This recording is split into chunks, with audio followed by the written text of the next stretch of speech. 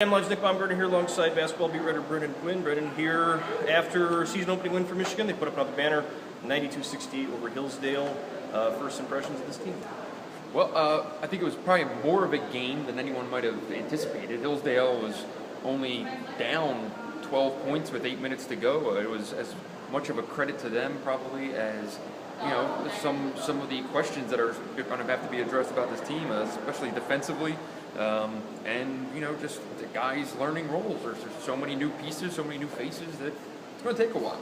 And that combined with a team that came in looking to play, it was a bit of a game. I mean, it wasn't in doubt, but it was a game. Defensively, obviously, there's issues, but offensively, in the way they play, we mentioned this.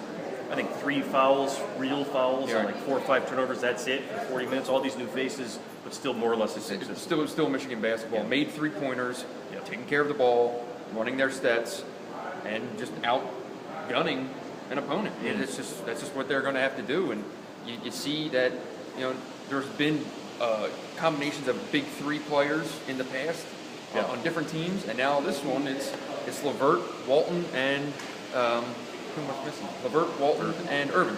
So today they had 63 of the team's 92 points. They made 20 of the team's 30 field goals. That's what it's going to be. And the question's going to be how those other pieces fit around it. And I don't think that those are answers that are going to come right now. Maybe leaving Brooklyn after games against Oregon and Villanova or VCU.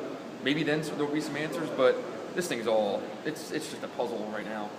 Well, maybe we'll get some answers sooner than later, hopefully, right? I mean, they come back like Bucknell I know people are going to keep asking them. But, I mean, this is going to take a few weeks before we figure out what this team's about, and that's fine. But, for the most part, I think they kind of are what we thought they were. I think the big takeaways today were jumpers were falling.